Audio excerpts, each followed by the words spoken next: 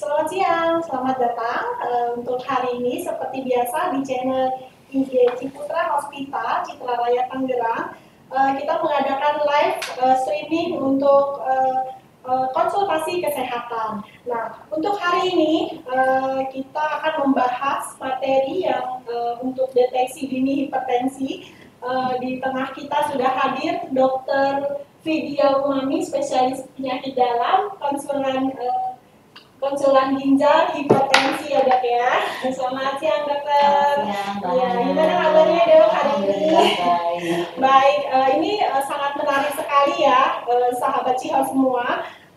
Pembahasan tentang hipertensi untuk materi hari ini, silakan dokter, boleh waktu dan tempat kita persilakan. Oke, kita mulai dari definisi dulu ya, sahabat Ciho semua. Kenapa dikatakan hipertensi? Jadi tensi itu adalah tekanan darah. Hiper itu artinya di atas ya, artinya lebih tinggi. Jadi tekanan darah yang lebih tinggi dari normal. Berapa angkanya?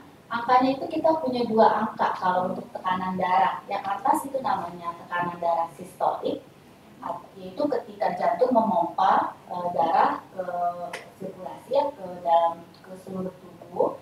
Nah itu saat jantung memompa pertama itu namanya tekanan darah sistolik. Nah ketika jantung habis memompa dia berelaksasi atau dia istirahat. Nah tekanan darah yang bawah itu angkanya adalah tekanan darah waktu jantung istirahat ya. Nah jadi tekanan darah yang normal itu di bawah 140/90 nah. Jadi kalau misalnya Bapak, Ibu, atau sahabat Ciho semua ada tekanan darahnya waktu diperiksa adalah 140/90 ke atas, nah itu artinya kemungkinan besar dia menderita hipertensi. Nah, yang lebih bahaya ya kalau saya bilang, hipertensi ini sebagian besar tidak ada gejalanya, jadi nggak bisa dirasa-rasa gitu, harus diukur Mbak Ana.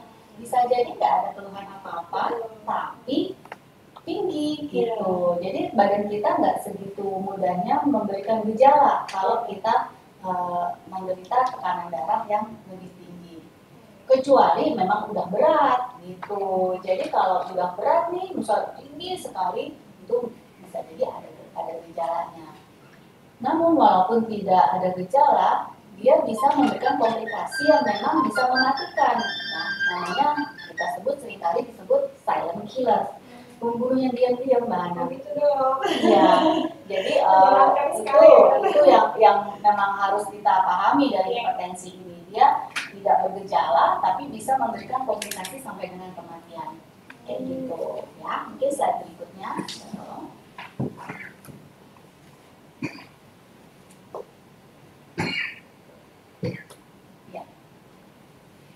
Lama nih pindah slide-nya butuh waktu ya. Jadi memang hipertensi ini harus kita kenali sejak dini, makanya siang ini kita akan bicara mengenai bagaimana deteksi dini dan mengenali tekanan darah yang tinggi ini. Nah hipertensi ini dibagi dua, ada yang primer dan ada yang sekunder. Kalau yang primer itu kita sebut primer karena kita nggak tahu sebabnya. Mungkin kita ada keturunan ya, badannya ya posturnya gemuk bisa jadi faktor risiko, tapi kita nggak tahu sebenarnya apa sih yang bikin tekanan darah tinggi itu. Nah sayangnya ini terjadi juga pada lebih banyak pasien, lebih dari 90% tekanan darah tingginya ini atau hipertensinya ini primer atau tidak tahu penyebabnya. Sehingga kalau memang kita mau mengobati, kita mengobati memang hipertensinya dan komplikasinya, kita nggak mengobati penyebabnya, sehingga terus-menerus nggak bisa hilang gitu. Makanya kita sering katakan bahwa penderita hipertensi primer ini ya sakit hipertensinya seumur hidup gitu Mbak. Nah jadi nggak bisa sembuh karena kita tidak mengobati penyebabnya. Beda dengan kalau misalnya kedua ini hipertensi sekunder. Nah ini diketahui penyebabnya bermacam-macam, misalnya ada orang yang sakit ginjal dia jadi hipertensi bisa. Kemudian usia muda seringkali misalnya penyebabnya adalah gangguan dari pembuluh darah, itu juga bisa, gangguan hormon atau minum obat-obat herbal bisa bikin menyebabkan hipertensi. Kalau kita stop konsumsi herbalnya dan bisa masih kembali untuk normal kan darahnya, maka dia akan sembuh. Tapi kalau memang dia tidak cari tahu penyebabnya, padahal ada, tetap hipertensinya tidak akan sembuh. Dan ini terjadi sedikit sih, 10%. Jadi memang sebagian besar hipertensi yang mungkin ada sahabat cerita itu kemungkinan besar memang primer. Ya, mungkin slide berikutnya. Mbak Hana pernah mungkin tak ya. Kadang sih dok ya, kalau agak pusing gitu, itu wajib juga kita tensi gitu. ya. Bagus ya. Bagus dok. Ya. Mungkin ini slide-nya sebelumnya tadi. Ya. Nah, pergelangan tangan, jadi nggak mesti repot-repot bisa dipasangin, jadi bisa tiap saat diperiksa. Dan memang itu lebih bisa menunjukkan tekanan darah yang sebenarnya. Kenapa coba Mbak Hana? Kalau ke rumah sakit kenapa suka tinggi gitu? Ada takut, ya, ketemu dokter, baru masuk rumah sakit udah ngeliat yang pakai semua asma ya takut, jadi langsung tensinya langsung tinggi gitu. Jadi memang pengukuran tekanan darah ini ya nggak mesti di rumah sakit sebenarnya, jadi bisa di rumah pakai alat-alat yang memang sudah terstandarisasi tentunya. Ya. Nah, saya mau jelasin nih Mbak Hana gimana caranya mengukur tekanan darah yang betul. Ya, posisinya harus apa? Duduk. Ya, duduk atau berbaring. Ya, karena memang tekanan darah antara atau beraktivitas nggak bisa. Jadi sebelumnya harus istirahat dulu, paling 15 menit, harus duduk dulu, tenang gitu. Jangan habis naik tangga misalnya, atau misalnya habis aktivitas olahraga langsung tensi, biasanya akan tinggi tuh Mbak Hana. Begitu juga Mbak kalau misalnya habis minum obat-obatan atau merokok misalnya. Kalau dari slide ini sih mungkin agak sulit ya dan pakai bahasa Inggris ya. Jadi sebaiknya kalau memang mau mengukur tekanan darah ini jangan setelah minum kopi, merokok, atau berolahraga yang cukup membuat lelah, ya, minum alkohol gitu. Dan usahakan posisinya nyaman, jadi duduk dengan kaki sampai ke lantai, tidak menggantung, tangan ada yang menyangga sehingga rileks ya. Dan harusnya kita periksa setidaknya 2 kali dicek, jadi selang 1 menit sampai 5 menit cek diperiksa. Ya, kita lihat rata-rata berbeda jauh atau tidak. Umpamanya berbeda jauh, lebih dari 20%, nah itu diambil yang angkanya lebih tinggi, seperti itu, ya. Nah, kalau di rumah gimana? Ya di rumah sama, cuma memang sistemnya itu lokasinya di rumah. Nah, satu lagi ada namanya ABPM. ABPM ini Ambulatory Blood Pressure Measurement. Jadi pengukuran tekanan darah ambulatori. Ambulatori itu artinya terus menerus. Jadi selama 24 jam akan dipasang alat ya yang untuk mengukur tekanan darah sepanjang hari, biasanya setiap beberapa periodik ya. Nanti kita lihat gunanya apa yang ABPM ini, kita ingin lihat irama dan turunnya tekanan darah sepanjang hari.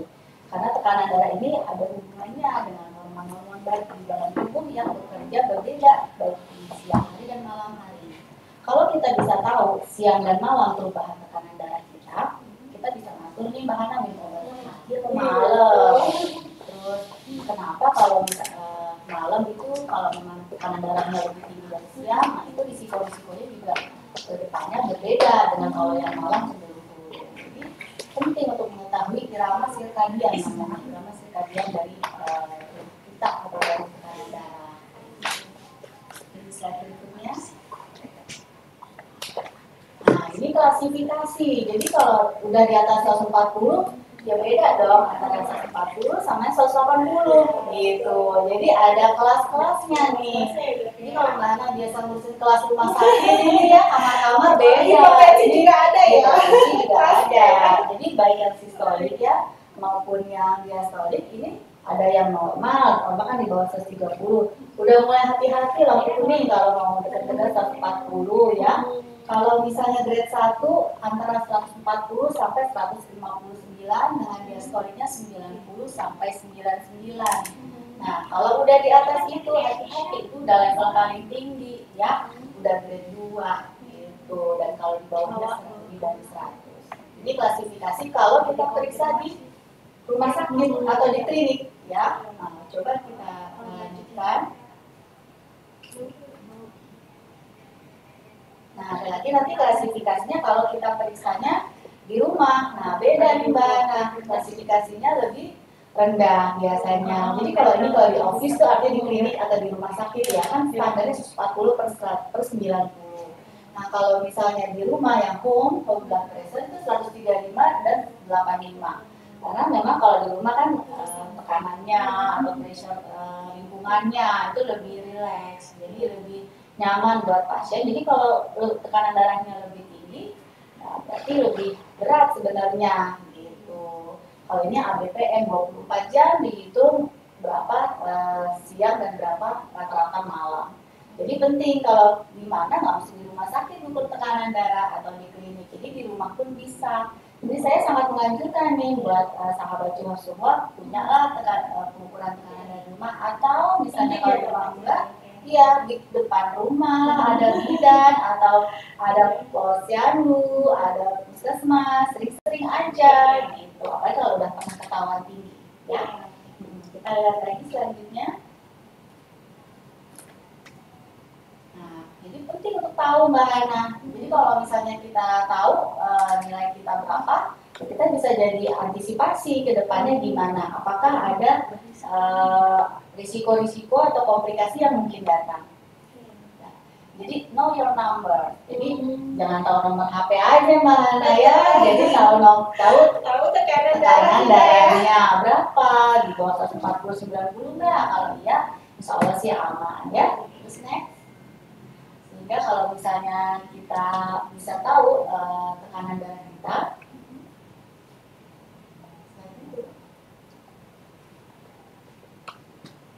oke, kayaknya maka kalau misalnya kita tahu, tadi saya bilang kita kedepannya mesti apa nih, jaga makannya kayak apa kita harus tahu, kemudian aktivitasnya, terus kedepannya kita mesti cek apa nih Mbak Ana, karena kan kalau kita udah tahu angka misalnya nih, misal Mbak Ana nih, itu 150, diulang sekali lagi masih 150 juga, waduh gitu kan, kita harus cek udah nyampe mana nih komplikasinya. Mudah-mudahan komplikasinya nggak sampai jauh sehingga kita bisa cegah komplikasi. Nah, apa coba Mbak Hana tahu nggak kalau komplikasi tekanan darah tinggi yang paling orang takutin? Stroke. Bener ya? Bener banget. Udah mendadak. Udah kalau nggak pilihannya dua, kalau nggak selesai atau ada gejala sisa, sama aja kan penting banget. Jadi risikonya itu apa? Jadi risikonya semakin tinggi tekanan darah kita, maka risiko untuk terkena komplikasi juga semakin tinggi. Kayak gitu mana. Dan satu lagi yang memang bahaya juga apa? Serangan jantung bahaya.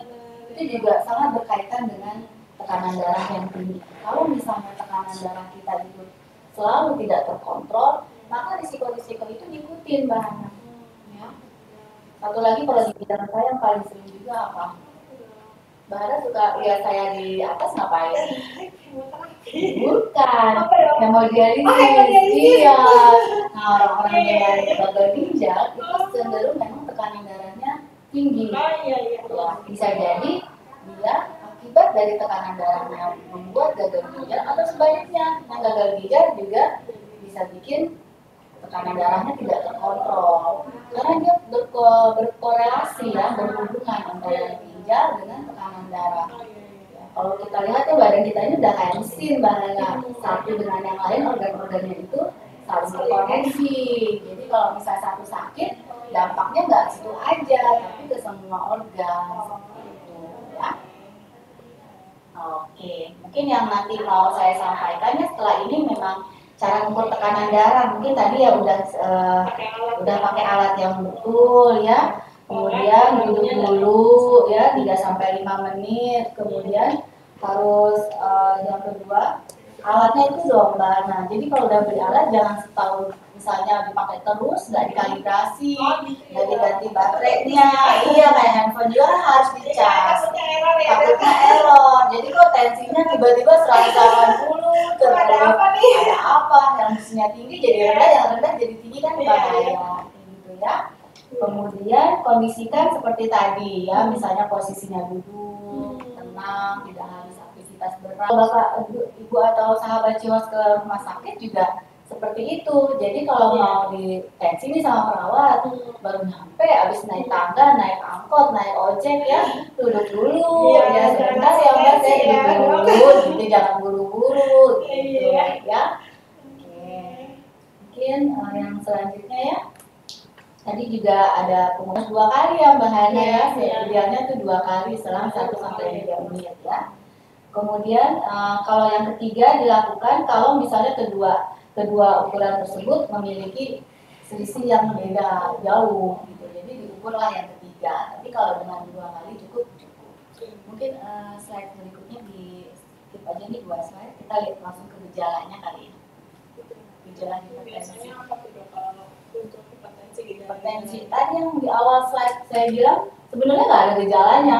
Ada ya dok, itu itu justru sebagian besar Mbak, nggak ada gejalanya. Dan itu yang menjadi hipertensi itu sebagai silent killer. Gitu. Jadi menyeramkan sekali, iya benar. Nah, kalau gejalanya nih kalau misalnya ada pun misalnya udah lama, berlangsung lama, atau misalnya tekanan darahnya sangat tinggi, boleh di skip ya, skip lagi. Nah, itu bisa jadi kayak tadi Mbak Hana sering pusing-pusing, sakit kepala, karena memang respon di persarafan di kepala juga dipengaruhi oleh tekanan darah. Kemudian gelisah, ya satu lagi ya, gelisah, nggak enak, badan rasa nggak nyaman, ya. Terus harus dicek. Nah, jadi makanya pemeriksaan tekanan darah pemeriksaan yang rutin dilakukan karena bisa menjadi dasar untuk berbagai keluhan yang ada, ya. Kayak gini, jantung gebar-gebar, ya bukan karena ketemu siapa aja ya Mbak Ana, bisa juga karena tensinya lagi tinggi sehingga jantungnya itu harus memompa lebih kuat sehingga berdebar-debar. Kalau sudah ada komplikasi, biasanya bisa jadi penglihatannya kabur, ya, gangguan rasa nggak enak di dada, mudah lelah. Jadi sama sekali nggak spesifik. Apapun bisa, dan gejala ini ya biasanya bergantung pada organ yang menjadi komplikasinya. Misalnya kalau gangguan tekanan darahnya bikin komplikasi di jantung, ya keluhannya lebih ke arah jantung, gitu. Jadi ya memang harus dilihat dulu bagaimana kondisi penyertanya, ya riwayatnya juga seperti itu, ya. Slide.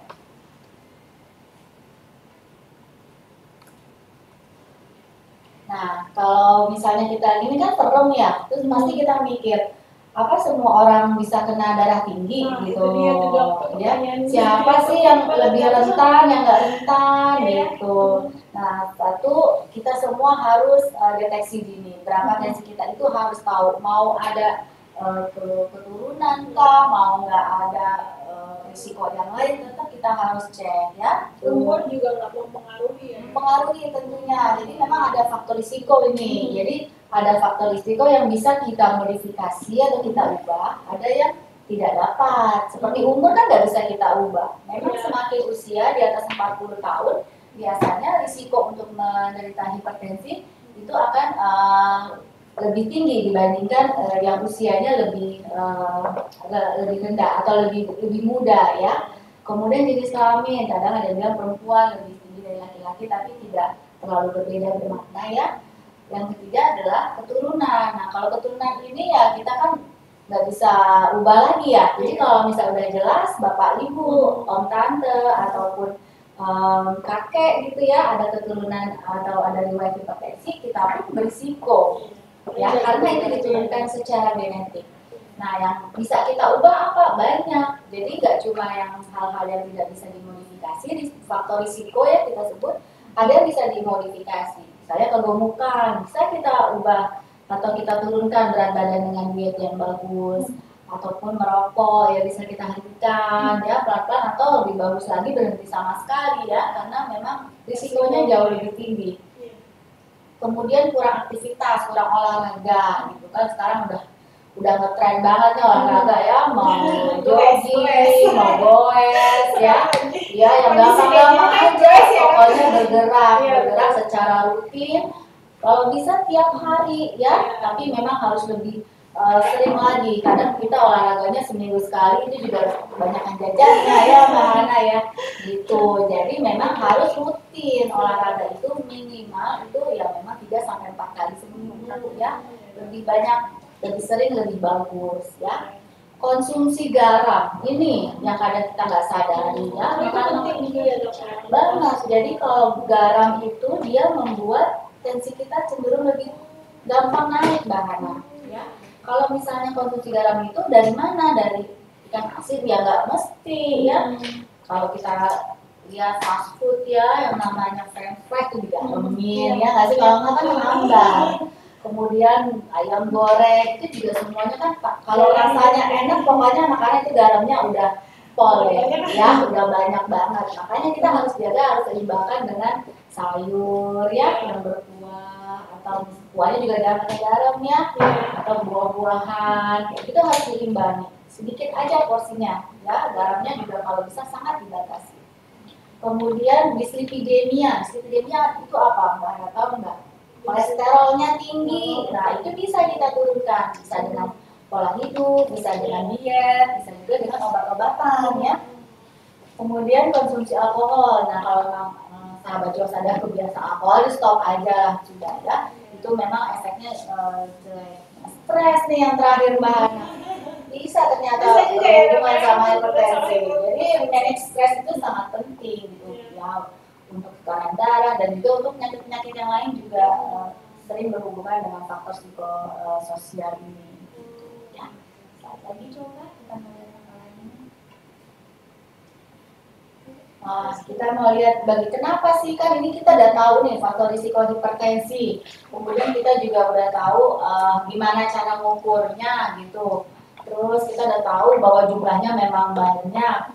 Kita harus tahu juga komplikasinya apa. Tadi Mbak Hana udah sempat sebut bahwa yang paling takut saya mah stroke udah paling takut gitu kayaknya. Tapi ternyata nggak cuma stroke, banyak ke hampir semua organ. Mata itu dia bisa jadi nggak melihat ya, bisa jadi buta ya karena ada gangguan yang namanya retinopati, gangguan dari saraf di mata. Kemudian bisa juga gangguan ke jantung tadi saya bilang mau serangan jantung, mau jantungnya bengkak, kan sering tuh orang dulu jantung saya udah bengkak. Iya, itu suatu proses kombinasi dari hipertensi yang memang lama. Selain itu apa?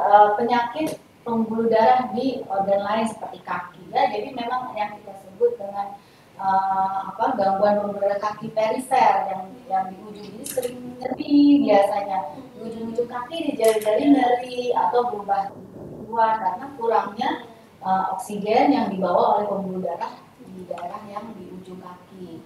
Nah, bisa juga gangguan saraf. Sering tuh kalau memang udah usia ya, aduh kebas rasanya tangannya, kakinya kebas, kesemutan. Ya bukan karena habis ditekuk aja ya, tapi memang sepanjang hari rasa kesemutan. Jadi memang hipertensi ini bisa menimbulkan gangguan saraf yang disebut sebagai neuropati atau gangguan saraf akibat penyakit-penyakit lain ya. Hipertensi salah satunya. Penyakit ginjal juga banyak Mbak, tadi saya bilang ya. Jadi memang urutan kedua sih. Kalau yang pertama itu kan kebanyakan diabetes ya, anak kencing manis, sakit ginjal itu bisa. Tapi hipertensi juga sekarang angkanya juga lumayan tinggi Mbak Hana, baik ya kalau sebagai penyebab ya. Tapi kalau memang hampir semua orang sakit ginjal itu tensinya juga tidak bisa dikontrol. Kadang memang sulit sekali kita kontrol karena memang ada hormon yang mengatur dari ginjal untuk pengaturan tekanan darah ini. Jadi komplikasinya banyak banget, bukan cuma stroke ya. Mudah-mudahan sih nggak sampai kita semua ya, sahabat Cimas ya. Ya, tapi ya apa nih? Kenapa saya mesti sering-sering kasih tahu ini ya? Karena dari penelitian yang sebelumnya bilang dari seluruh yang menderita hipertensi cuma 50% yang tahu Mbak. Kenapa? Ya, karena jarang periksa. Kalau tadi kita udah tahu, periksa itu nggak mesti ke rumah sakit, nggak mesti ke rumah sakit yang besar ya. Kalau memang di rumah nggak ada, bisa ke bidan, ya, bisa ke mungkin tetangga yang punya, gitu ya. Jadi memang, nah ini komplikasinya nih. Ya bisa ke mata, ke ginjal, ke stroke, penyakit jantung, ada sumbatan di pembuluh darah, gangguan saraf dan gangguan cerebral. Jadi serem ya Mbak Hana ya. Iya semua bisa, betul. Dan kita nggak tahu karena nggak bergejala umumnya di awal ya. Oke, slide lagi bisa. Nah ini tadi cuma 50% orang yang ngerti, yang tahu. Misalnya di rumah sakit ini nih ada 100 orang yang hipertensi, cuma 50 yang tahu kayaknya. Dan gak semuanya mau berobat. Iya, itu yang udah susah. Udah takut duluan, obat seumur hidup katanya, gitu loh ya. Kemudian harus tahu ya tadi bisa di rumah, di posyandu, di puskesmas, klinik, atau yang dimanapun bisa kita periksa tekanan darah ya. Kalau udah terdeteksi hipertensi, jangan takut, jangan justru kabur dari dokter ya. Gitu, sering kali begitu, perginya ke orang pintar. Gitu ya. Tapi kalau dokter di sini mah orang pintar semua ya, Mbak Hana ya. Bener, kalau ke Citra Hospital baru bener. Oke, slide lagi.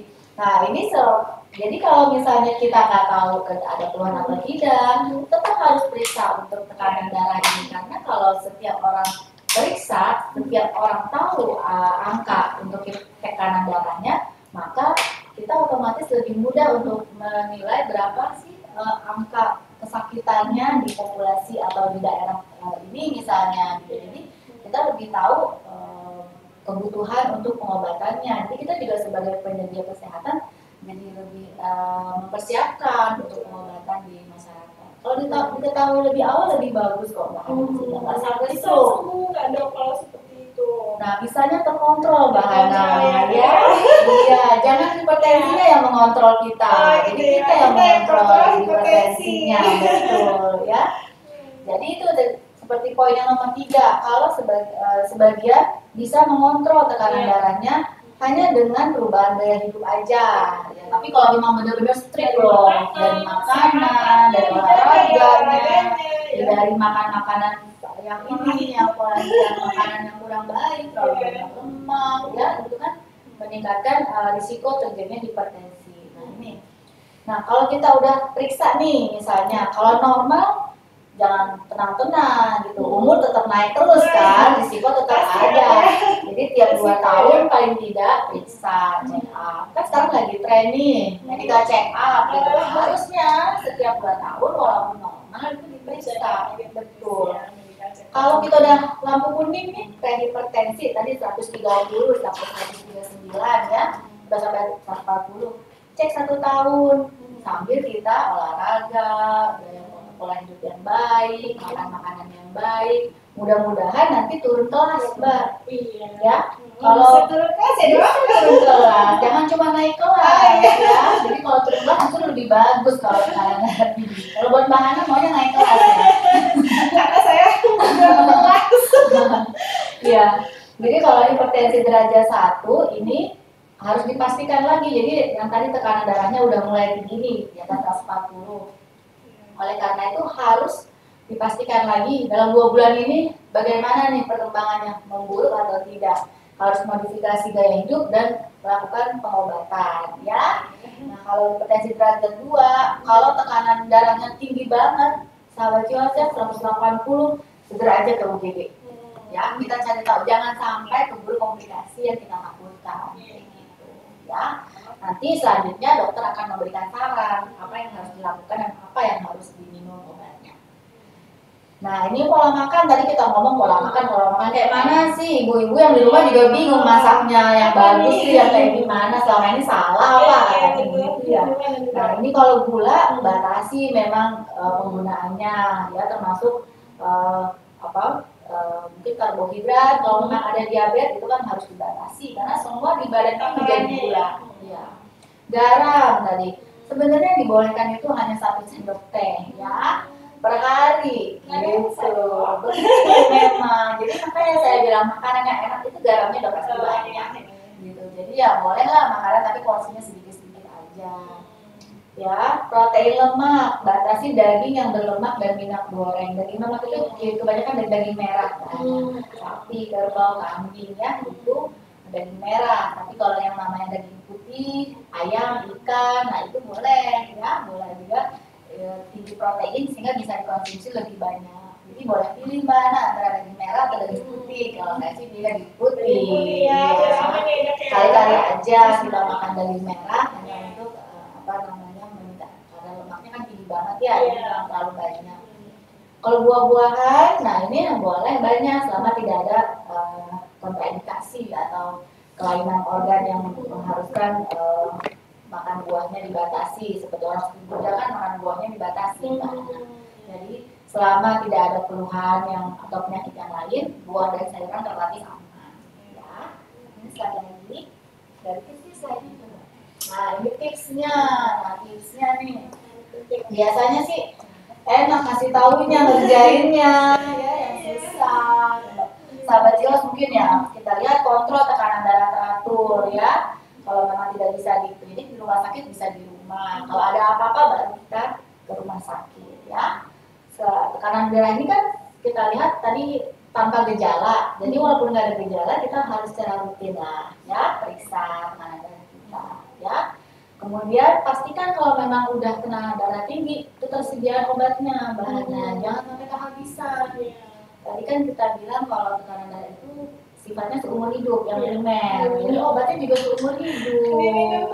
Minum terus. Harus sesuai jadwal ya. Iya, karena seringkali takut gangguan ginjal dalam macam kan dapat obatnya dari dokter, nanti diperiksa organ-organ yang lain. Jadi komplikasi atau efek samping dari obat kita juga kontrol. Sehingga tekanan darahnya baik, tapi komplikasinya nggak datang gitu ya. Nah, minum obat harus teratur ya, biar mungkin supaya kontrol dokternya bisa 2 bulan minumnya selang sehari deh gitu kan. Kadang suka inisiatif ya kita ya, tapi ya nggak betul. Jadi harusnya minum obat itu secara teratur tiap hari ya.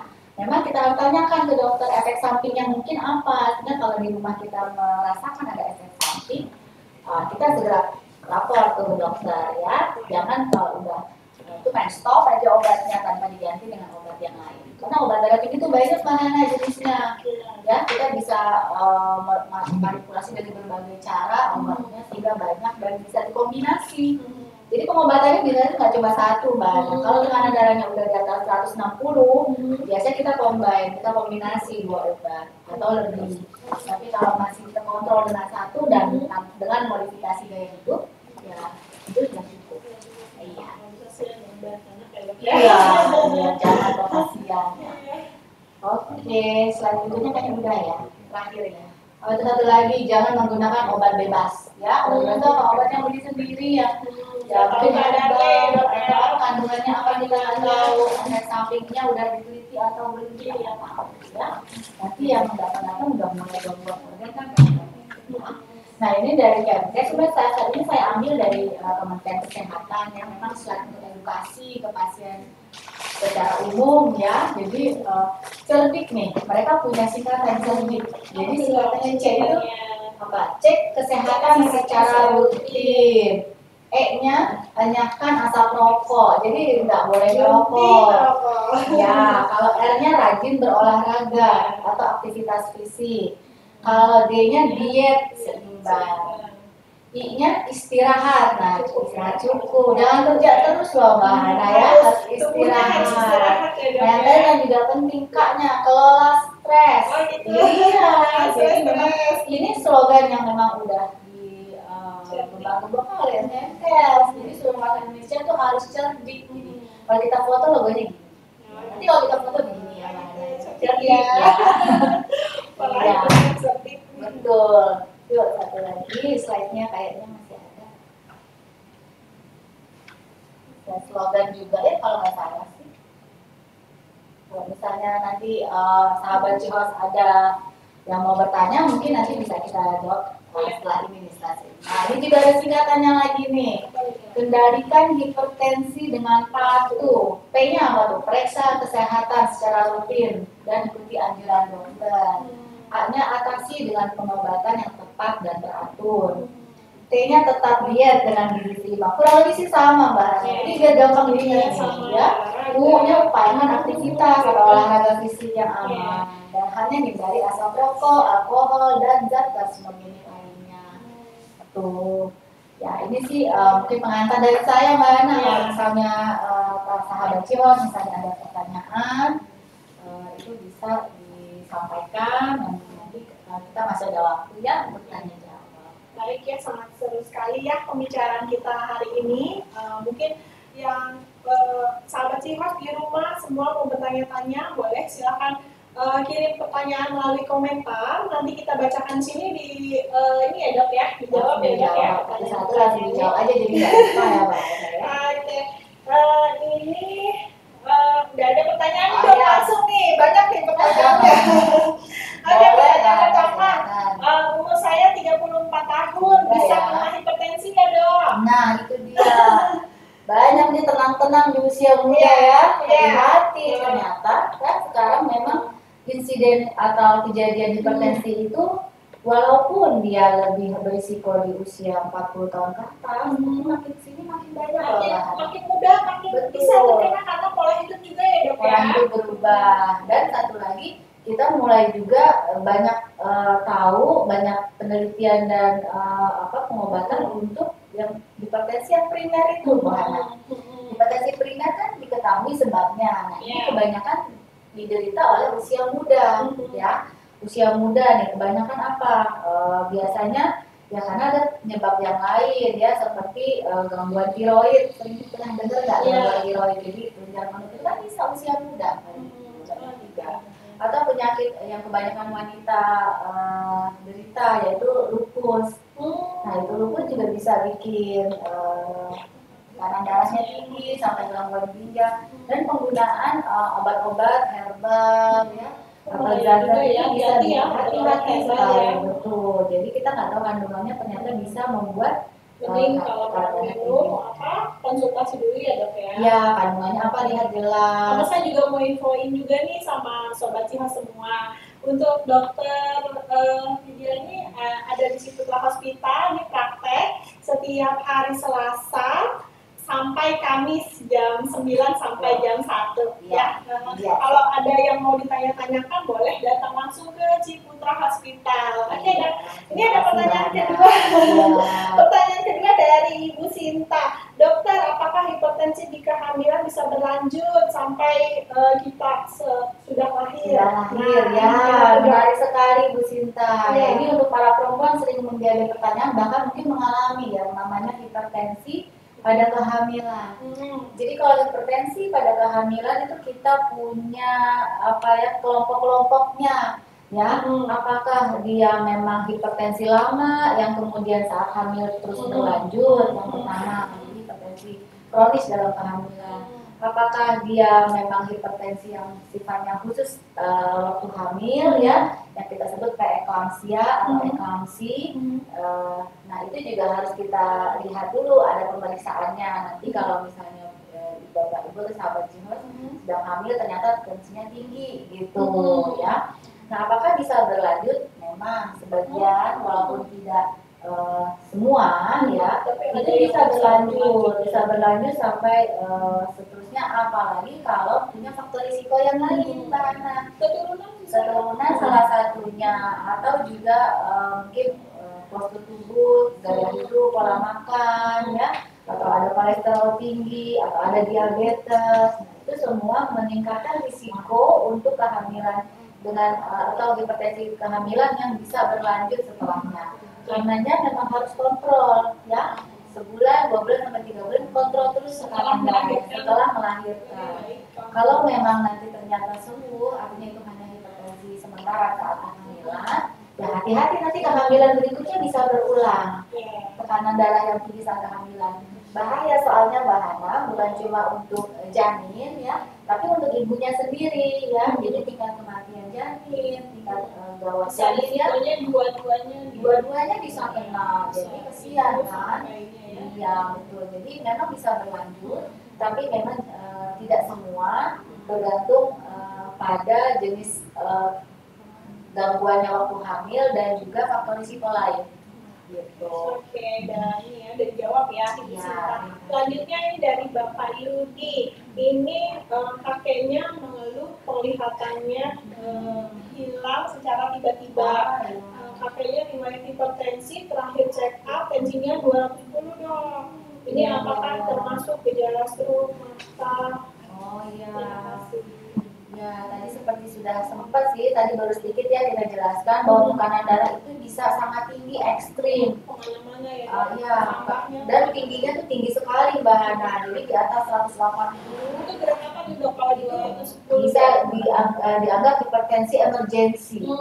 Jadi yang memang harus ditangani segera. Ya, kalau berdasarkan guideline-nya saat ini terakhir yaitu memang penanganannya harus khusus tuh di ruang intensive care ya, supaya kita tahu organ apa yang menjadi target, ada atau tidak. Nah, seperti si kakeknya Pak Yudi ini kan ada kena gangguan penglihatan tiba-tiba, bisa jadi dia sudah menyerang target organnya ke mata ya. Kita takut kalau misalnya dia bisa menyerang target organ ya, kalau mata juga udah nggak enak ya.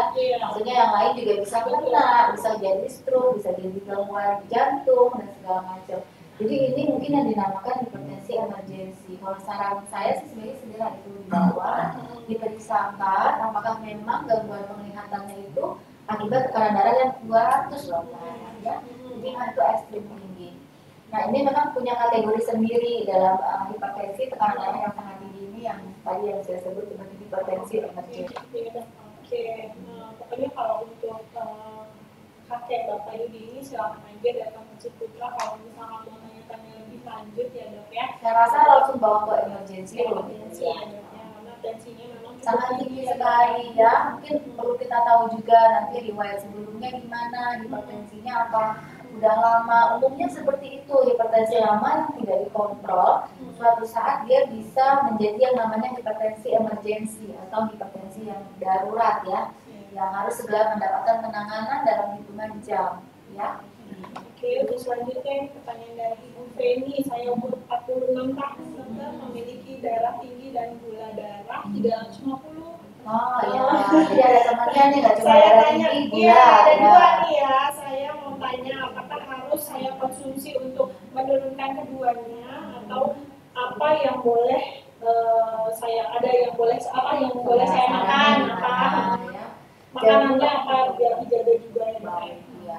Jadi memang hipertensi dan diabetes itu kayak sakit gitu ya. Banyak yang memang saling bareng ya, dia bareng, tapi membuat risikonya itu menjadi juga lebih besar ya. Karena diabetes pun dia kan juga ada gangguan ke saraf juga, gangguan ke pembuluh darah jantung, gangguan ke otak, jadi stroke, bahkan ke ginjal pun sama. Jadi memang ya sebagian pasien memang ini dua-duanya ada gitu. Nah kalau dua-duanya ada gimana ya? Tentu saja diobati dua-duanya. Jadi tidak bisa diobati salah satu karena yang satu akan tidak terkontrol kemudian menjadi pengganggu atau menjadi memperberat kondisi yang lainnya. Jadi kalau misalnya gula darah 350 ya, kayaknya sih memang udah diabetes yang lama juga. Kalau saya sarankan ini harus rutin kontrol gitu. Jadi bukan cuma gulanya, tapi tekanan darahnya juga harus diminum. Nah kayak gini nih. Nah kadang pasien komplain obatnya banyak banget dokter, katanya. Kan penyakitnya juga banyak ya. Nah itu juga banyak. Dua-duanya penyakit yang long life lagi yang seumur hidup. Ya jadi diabetes pun sama seperti hipertensi, di mana dia tidak bisa disembuh ya, tapi bisa dikontrol. Jadi benar-benar harus semangat menghadapi kedua penyakit ini ya, harus bisa mengontrol keduanya. Oke, untuk selanjutnya ini dari Ibu Lisa.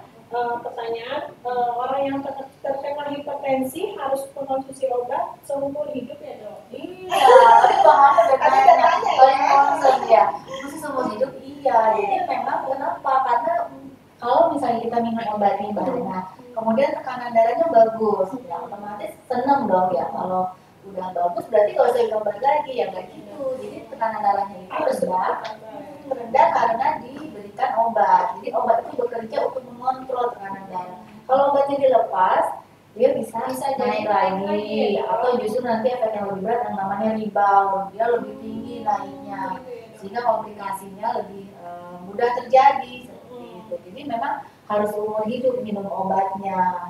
Kecuali tadi sebagian pasien kan bisa mengatasi tekanan darah tingginya dengan gaya hidup aja. Nah, kalau memang bisa gaya hidupnya dimaksimalkan, mungkin nanti dosis obatnya bisa kita kurangi, ya. Jadi risikonya tetap minimal dengan obat yang memang dosisnya juga minimal. Seperti itu. Ya. Masih banyak nih ya dok pertanyaannya. Untuk selanjutnya dari Ibu Lala. Ya. Untuk anak tertentu beresiko tinggi terkena hipertensi, apakah anak-anak tertentu anak? Ya. Bisa ya, betul. Jadi kita pernah nih waktu tahun berapa gitu, kita setiap tahun ada hari hipertensi ya, bulan Mei sih jatuhnya belum lama kemarin. Jadi memang anak-anak ternyata juga ada tuh yang menderita hipertensi, tapi memang seringkali dia yang sekunder. Sekunder itu ada penyebabnya, ya. Ada penyebabnya, misalnya ada gangguan hormon, ya, ada gangguan organ lain juga bisa ya. Tapi memang lebih jarang, lebih jarang. Tapi bisa. Dan anak-anak ini yang kita khawatirkan kalau dia bertumbuh besar dari orang tua atau keturunan yang hipertensi juga. Nah, ini mesti dikasih edukasi sejak dini supaya bisa check up lebih awal. Karena sekarang umur 35 kan udah harus check up ya, banyak banget penyakitnya udah mulai datang, udah mulai seperti ini. Oke, terus selanjutnya dari Bapak Tony, mengapa remaja sudah ada yang terkena hipertensi dok? Adakah penyebabnya tuh dok kalau untuk anak-anak remaja? Ya, jadi tadi seperti kita bilang bahwa hipertensi itu ada 10% itu yang ada penyebabnya. Seringkali ditemukan pada remaja ya, pola makan yang sering juga bisa mengganggu atau meningkatkan tekanan darah sehingga menjadi hipertensi pada usia muda. Dan itu juga ya penggunaan obat-obatan sembarangan, adanya penyakit hormon lain ya, adanya gangguan lain. Pokoknya kalau kita ketemu orang hipertensi usia muda harus cari tahu dulu penyebabnya. Jangan-jangan memang bisa diobatin Mbak Hana. Jadi jangan sampai tidak dicari ya, tidak diobati, kemudian dia berlanjut sampai dewasa. Nah ini prognosisnya atau kedepannya lebih jelek dibandingkan yang hipertensi yang primer biasanya seperti itu. Ya. Oke, pertanyaan berikutnya ini dari Bapak Suwandi. Ini apakah olahraga tertentu apakah olahraga apa ini ya untuk penderita hipertensi? Terus karena kalau olahraga biasanya akan menaikkan tensi dok. Ya betul. Makanya tadi kita kan kalau mau cek tensi jangan habis olahraga. Memang betul karena tubuh pasti secara alamiah dia merespon terhadap aktivitas gitu. Nah kalau kita olahraga kita kan punya ada dua jenis ya, yang aerobik dan anaerobik. Yang aerobik itu seperti lari, jogging ya, terus senam, olah badan ya, kemudian sepeda, berenang itu yang sifatnya aerobik. Tapi kalau udah sifatnya ada lawan ya, misalnya main badminton atau angkat berat, angkat beban, itu kan sifatnya anaerob ya. Yang kita sarankan sih memang untuk penderita hipertensi atau ya secara umum lah ya, olahraga aerobik itu sangat bagus ya. Tapi kita perlu lihat, kalau tensi kan kita nggak disarankan kan kita tensi kalau olahraga, yang kita nilai apa? Nadinya. Jadi kalau misalnya sahabat bisa pegang di tangan nih, ada nadi ya. Nah, sahabat detak nadinya, ya kita bisa hitung sendiri 1 menit berapa. Masing-masing orang dengan usia berbeda itu mempunyai target untuk olahraga yang baik, yaitu 80% dari heart rate atau nadi yang maksimal. Dan Mbak Ana bisa hitung sebenarnya. Mbak Ana misalnya suatu orang nih misalnya umurnya 40, nadi maksimalnya kalau di olahraga itu bisa dihitung dari 220 dikurang 40, 180. Nah, 80% dari 180 itu kurang lebih 140 nggak ya? Itu maksimal dia olahraganya targetnya segitu. Jadi ambil amannya segitu, mulai 60%, naikin 80%. Jadi yang dihitung nadi bukan tekanan darah. Nah kalau mau tensi habis olahraga diam dulu ya, kalau jangan langsung ditensi pasti tinggi, itu normal. Iya, itu normal. Ya. Jadi kita juga kalau misalnya tidak hipertensi habis olahraga relatif tinggi, itu namanya jantung kita lagi olahraga juga gitu, jadi dilatih. Ya. Untuk selanjutnya pertanyaan dari Ibu Sofi. Ini sore dokter. Ya, selamat sore Ibu Kebetulan Sofi. saya punya orang tua dengan penyakit hipertensi, tetapi sayangnya susah sekali nih berobat, minum obat. Ya. Apakah ada alternatif dong seperti minum jus, minum jamu untuk menurunkan hipertensi lah? Iya, kalau udah jelas-jelas hipertensi ya memang pola hidup selalu kita sarankan ya, pola hidup yang baik seperti tadi. Kalau misalnya Ibu siapa tadi? Ibu Sofi masak di rumah ya Bu, garamnya jangan banyak-banyak ya, seringin lalapan ya, lalapannya, atau kalau makan ayam direbus jangan digoreng ya, kemudian atau dibakar pakai kecap kan enak, jadi nggak minimalkan garam. Kemudian gula, kalau memang ada diabetes kurangi, tapi sebagian besar sih memang gula itu harus konsumsinya harus dibatasi, termasuk untuk yang hipertensi. Dan obat-obatan tuh harus justru nggak boleh kehabisan di rumah ya. Kalau memang darah tinggi atau hipertensi ya memang seumur hidup. Jadi selain pola hidup kalau memang harus dikontrol dengan obat, ya pakai obat. Saya sih nggak menyarankan ya jamu atau yang mungkin akan bebas hipertensi seumur hidup akan mengobati diabetes ya. Saya bilang itu kan mungkin iklan ya namanya itu. Tapi kalau saya sarankan pola hidup yang bagus itu udah wajib, ditambah obat, konsultasi ke dokter. Mudah-mudahan sih terkontrol lah gitu, tanpa ya kalau udah ada komplikasi kita diobati komplikasinya gitu. Jadi jangan ditakutin dokter itu bahaya. Kadang-kadang ibu bapaknya takut ke dokter, minum obat, padahal itu buat sehat sendiri ya dok ya. Dokter kan nggak akan kasih tahu sesuatu yang kalau bukan betul, kalau bukan memang kenyataan seperti itu ya, edukasi. Oke, itu selanjutnya ini dari Bapak atau Ibu nih, Dek Nur. Ya. Oh, Bapak saya jantungnya bengkak dan setiap makan yang sedikit asin pasti saat malam sakit lambung maksudnya ya. Apakah ini gejala hipertensi dok? Terus bagaimana cara mengatasinya? Nah, iya.